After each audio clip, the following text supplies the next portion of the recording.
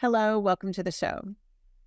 It's important for students to know the possibilities before them, the opportunities for their future.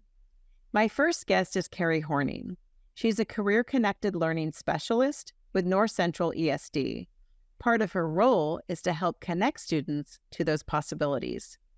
We'll talk with high schooler Jaxon. He's a senior and credits Career Day with helping in the decision-making for his next steps. We'll also talk with Hailey. She's coming to us from the University of Chicago and shares with us how career-connected learning has helped impact her path. Thanks for being here, Cari. Thank you. I can't start it without complimenting your background. So I love that that's your space. Thanks for sharing it with us. Hey, thank you. Like I said, it's just kind of a happenstance. It was not intended to be the Zoom background that it is, but it all worked out. It's good. Let's talk then. I want to talk, first of all, for the people who don't know what career-connected learning is. Let's just give them an overview first, and then tell us a little bit about your role in this. What is your role with career-connected learning? Yeah, I'd love to talk about it. There probably are a million different definitions. There are certainly definitions that come directly from Career Connect Washington, which is kind of oversees everything that we do. But the easiest way that I can say it is I am that bridge, and as well as my colleagues. We're a bridge. We connect educators and industry partners together to make sure that our students are aware of what careers are out there and what skills are necessary for those careers. It's super fun. You're building relationships on both sides. And, the winner is our students and our communities. Right. Now, when you started working in this position, how much has it changed from how you began with it? It's been several years now, five years now, half a decade. Yeah. So you came in thinking it might be temporary, and here you still are. And I know how much you love it and how much you've benefited from this experience. Yeah, I mean, you're spot on. I started in 2018. The work was really kind of already percolating. But we were kind of boots on the ground, making it up, as we went back in 2018. Lots of tours, lots of just relationship building. Saying, this is who we are in career connected learning. How can we help you? What are your needs? So really, it's workforce development. But yeah, I did think it was a 1-year contract, which it is. But I was not used to education, and I actually took a little bit of a side road. But then COVID adjusted that, and I was very fortunate to be able to come back. So yeah, it's been about 5 years, but it's definitely changed because there's a specific focus, I'd say now, where we've built some of the groundwork, we've got a platform, but really the key right now is how do we get these students paid career pathway work and experience while they're in school so they're ready to go beyond graduation. And that's it's a legislative bill. I think it's like HB 1301, or I should know that by heart, but all I know is I need to get kids apprenticeships. And how do you do that? So it is about building relationships. I know there's some schools that you work with specifically, and you're always trying to connect employers. But when you think about that kind of big job of how you get the pieces all together that start when they're quite young in school and then hopefully into their education or their trade, whatever they decide to do, what is the pieces of the puzzles that make it successful in your opinion? Well, in my opinion, the success comes from the relationship building. So for 5 years, we've been out, knocking on doors and sitting in seats, listening. What are your needs? How can we help you? This is what I'm capable of doing. How do we make that work? And then we've got amazing community partners. So when we talk specifically about the apprenticeships, it's a super fun challenge. I believe by 2030, the goal is to have 60% of our students with some sort of, paid experience. That's going to be a tough one, but it's super fun because of the partners. And I think to really call out a few, AJAC, that's Joint Apprenticeship Training out of Olympia. We've partnered up. They come in, they've got the curriculum. In some instances, they have the teachers, and they partner with our local industry. Like right now, we're working on probably, I'm going to say 15 to 20 youth apprenticeships for Genie Industries over Moses Lake. And AJAC is really doing a lot of the heavy lifting. But then Star Ranch Growers in Quincy said, hey, we want to give this a try. We need to build up our workforce. Can we start with just one? And we're like, absolutely. So the process is the same. We're building these relationships. We're letting them know what we can do. And then we're trying to figure out how to solve their needs. So maybe it's a logistics, or maybe it's operations, maybe it's mechanic. Yeah, all of these different curriculum and career opportunities, AJAC can help us partner with. And then you bring in SkillSource, which most of us have probably heard about, but they offer these amazing wraparound services. So say we have a student who's going to come into the Genie apprenticeship and they can't afford a pair of steel-toed boots. You know what? SkillSource can help them out. Maybe they're coming from a little bit of a distance and they need a bus pass or they need a gas card. It's really on a case-by-case scenario, but as a group, we are all doing everything we can to help support and lift these students up and get them the training they need for the careers that, are right here in North Central Washington. Well, you mentioned some of the partners, and for people who are listening who have a business or have some type of opportunity to support you, whether that's with apprenticeships or other ways, what are you looking for when you think about an ideal partner? Good question. You know what? I'm thinking about a partner who can basically bring that student in and really show them. Don't set them in a separate room and just give them, I'm going to say tedious tasks. Those might be necessary. Yes, please do that. And also train them. Why are you filing? Why are you filing in this way? Why are you sweeping the floor? Why are you sweeping the floor in this way? Some of those basics all the way up to the specifics of maybe it is shipping or receiving or logistics, operations, things like that. I really want partners who are going to spend the time, find an associate or a team member who can spend the time and really train that student up.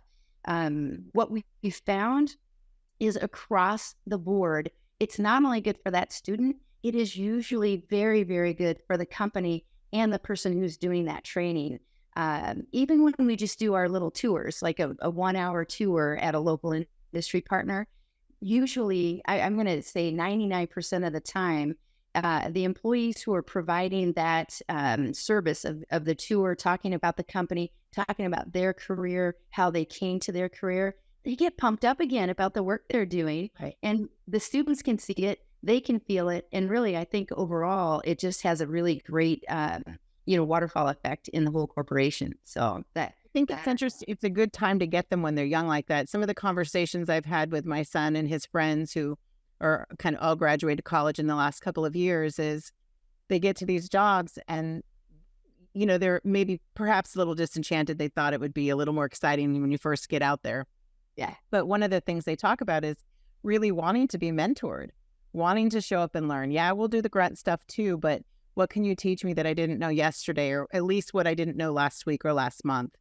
And I think that it takes a certain type of employer to be willing to take the time. That's why it's great. Start with one, but start, right? Yeah. Just start. Absolutely. That's the comment everywhere. Just take that step. Just keep moving forward.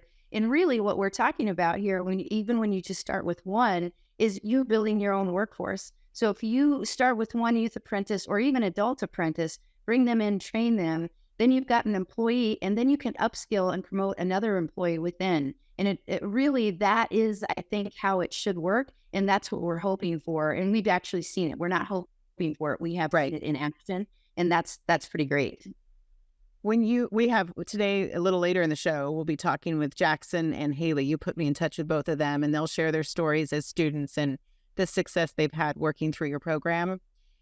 For someone who's watching who wants to think about what role they could have, whether it's an employer or whatever it might be, an organization that can help connect the dots, how would they reach out to you and what would that process look like? Just an overview, it's not start to finish. Obviously, it's a long process, sometimes years. But what could they expect when reaching out at first? Yeah, so they can reach me easily. We'll make sure that we drop in, my email address and phone number. But really what we're looking for is this continuum. So there's the career awareness, there's career exploration, career preparation, and then career launch. And that career launch is what I've been talking about, that apprenticeship, that internship, that, deeper dive. It's definitely a heavier lift, but the payoff is greater for sure. But if you're retired or if you have a business, but you're not quite sure how you want to tip your toes into career connected learning or workforce development for your own company, it's super simple. You could participate in one of our career expos. We have our final career expo, I believe November 7th at Wenatchee Valley College. It's the third and final for this fall. That's super easy. You show up for the day with a table, you talk to students about your business. If you get into a little bit more of the career exploration, it's a little bit more time involved. Maybe you're doing a job shadow. Maybe you let a student come in for an hour. Maybe you let them come in for a day, but they get to come in and kind of job shadow and see what's happening in that position.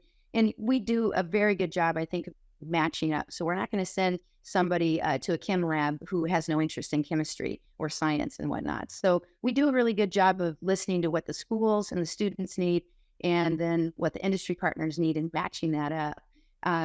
But again, then that heavier lift, that career launch, is the apprenticeship. That's what we're really focused on I think as a state, maybe even, as a nation, a nice big push back to the trades.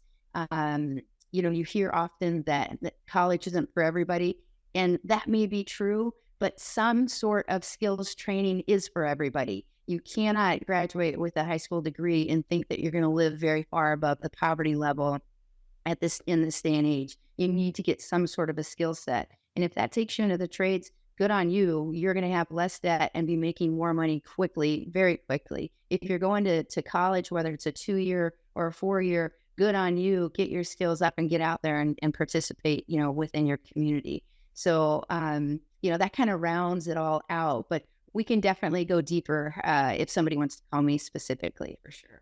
Well, I appreciate your time. I think it's good for students and people at any age, at this younger age, making those decisions. I know some of my son and his friends had internships, and sometimes they learned what they didn't want to do from spending time somewhere. And that's important too. I remember in college, there was one of our professors was telling the story of a young student who all she wanted to do was work at a weather channel. That's all she wanted. That's all she wanted. And he said, you should probably go work at a weather channel sometime between your freshman, sophomore, junior year. And she did. And she came back and said, I don't want to work at a weather channel. And that's okay, because the process of elimination lets you see different jobs, different skill sets, and lets you see if you're matched up or not. So without those opportunities, you don't know. You could train for something you think you want to do and then actually get hands-on and it not be quite the fit you hope. So it's a good thing all around to just experience and be able to touch different parts of trades and industry and all of those things. So thank you for providing that opportunity. Thank you for connecting me with Jaxon and Hailey. They'll be coming up next. And thank you always for your time. You're welcome. My pleasure.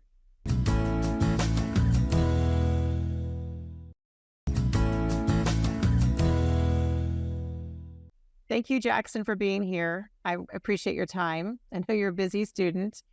So let's get started. Let's talk about Career Day and how it impacted just your choices. You're a senior in high school. You're trying to think about your next steps. Had you done anything before Career Day that helped guide you to the possibilities, or was that really your first insight to what's out there for your future? I had a little bit of just help, because parents and just people around that have graduated. But Career Day was a pretty cool thing, because we had 4 different people came and just talked about their careers and everything they did, which was really cool, and got to learn about accounting, going into trade school, entrepreneurship, and then just mental health and going into that therapy. It was a really cool thing, and it definitely opened my eyes to all the possibilities, to all the things that I could do with my future, which Career Day, it was a great thing, I think. And I understand they had you dress up as if you were showing up for a job interview. I'm curious, there's different versions of dressing up, right? So when you hear that, did you feel intimidated by it, or did you think, I think I got this. I know what dressed up means in the workplace. I was excited. I like dressing up personally. I like dressing up, looking good, and I was excited for it. So with the Career Day, when you arrived, so a lot of people who are starting to think about college or trade school, like you said, or entrepreneurship, what different aspects did they have there based on what you might want to do, whether it's trade, college, entrepreneurship? What were some of the examples that they gave you to kind of open your mind to that? Um, so first off, one of the guys that came and talked to us, his name is Kurt Beardsley, and he's local to Cooley City, and he bounced around everywhere. He just helped create websites. He started other things, and he didn't stick with one career path. That's the pretty much the main thing, is that you don't have to know where you're going at all times. Kind of just like go along, go through life, and just having firsthand experience, somebody telling you about that, that was really, I don't intriguing and helpful, kind of insightful as well. Just you don't have to have everything figured out, and you could still be successful along the way, even if you aren't going in the thing that you expect to out of high school.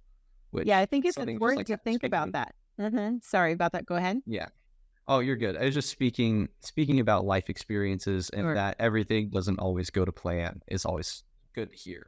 It doesn't. 100% it doesn't. And I think the sooner you can learn to pivot and go with the flow and the things that that do come up along the way, the better off you are, because otherwise it's just I think people tend to look at things that don't turn out as failures, when in actuality they're just a redirection. If you can kind of brush yourself off and keep going forward, you're going to learn from those experiences, even if they don't teach you that exact career path that you thought you were on. So in closing, what would you say to someone who's thinking about attending a career day or something like it? They're your age and they maybe think, I don't know if I want to go. I don't know what to expect. What's your recommendation? Keep an open mind.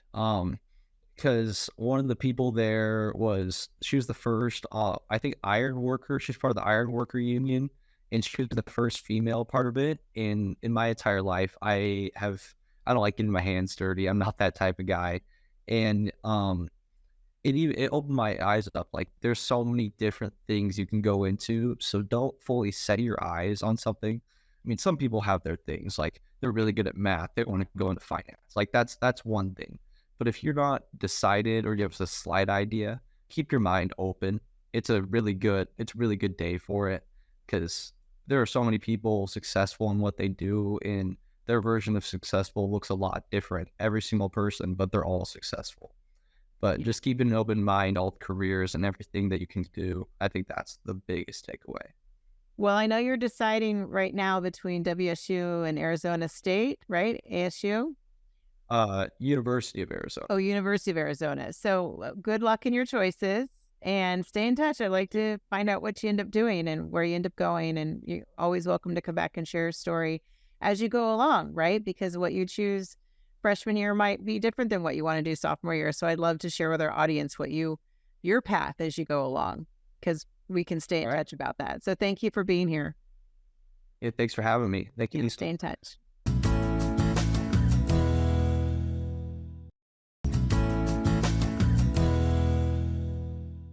Hi, Hailey. Thank you for joining us from the University of Chicago. I appreciate your time. Yeah, of course. I'm excited to be here. Yeah, I know you're a busy student, so we'll jump right in. Tell us, first of all, about your initial participation and the Career Connected Learning. You think you said you were part of the pilot program.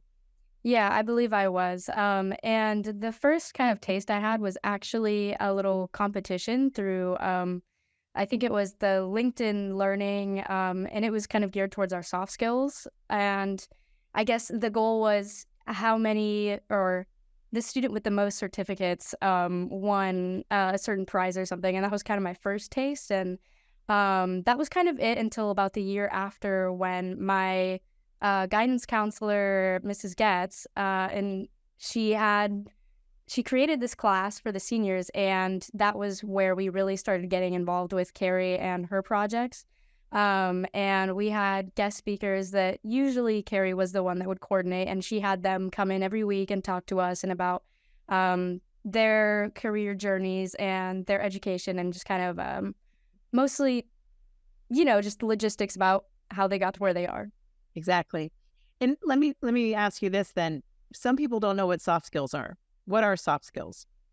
So, yeah, it's kind of an interesting one to explain, but I kind of umbrella term it as like intrapersonal skills, or just things that people don't necessarily tag as like something super specific. Like, it's not coding, it's not writing. It's more of like knowing how to emotionally connect with somebody or how to empathize, and just kind of very personable skills, I guess, rather than It's an adaptability too. So not right. how many words you can type in a minute, but Yeah, how do exactly. you deal with inter-office conflict or these Mhm. types of things, like skills that you would learn in a classroom, you would learn in an office setting, you learn in a family.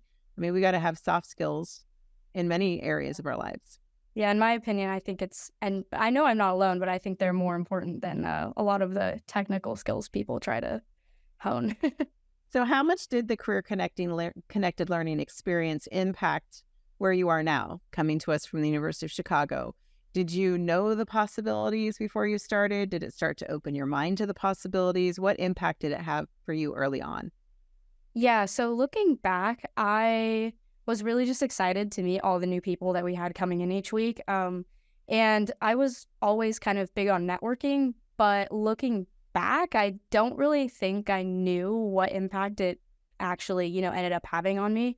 I will say that I did get to meet a lot of amazing people, and it opened my mind up to just exploring different things, whether or not you're interested in it. I know a lot of people in my class, they they were they tend to they complained a bit about some of our speakers because it wasn't what they were interested in. But for me, I took it as a way to get, more information from diverse backgrounds. And regardless of if I was interested in it or not, I would have that, just in case, or maybe an extra connection just to reach out to in the future. And I know now especially with my major being business economics and the type of university I'm at where they really push you to go out into these big, huge finance companies. I know that a lot of these connections are actually very important, and I've saved my list of the people that ended up Good for speaking to us you. my senior year. Yeah, um, because you never really know when a name is going to come in handy. It's really it's amazing, actually. But yeah, like I said, back when I was actually in the program, it wasn't something I thought about too much. But now I'm very grateful because I think that I understand a lot more about making connections and about networking more than I would have without that experience. And what would you say to students who are watching? We're just going to wrap up here in 1 minute, but uh, just giving them the advice to go ahead and seek out whatever program they have within their school. It might not be connected learning, but maybe it's skill source, maybe it's something else that they can utilize. Yeah, so especially within our small schools, I am a big person about finding as many resources as possible. I knew that low income first generation from a rural student that getting into any prestigious university was going to be an uphill battle with lots of obstacles, and it was. But I was lucky enough to have these resources that helped me get to where I am today. So I think no matter what, just always be open minded and always be looking, like, just always look for those resources out there, always look for those opportunities, even if they might sound weird or like not even that helpful. Just jump at it because chances are they're going to have the most impact on you, and you're also going to be one of the only students that utilize those, which lets you stand out from a lot of other kids. Well, that's perfect advice. I really appreciate your time, and let's stay in touch. I'd like to follow your path and share it with our audience. Yeah, of course. Thank you so much. Yeah.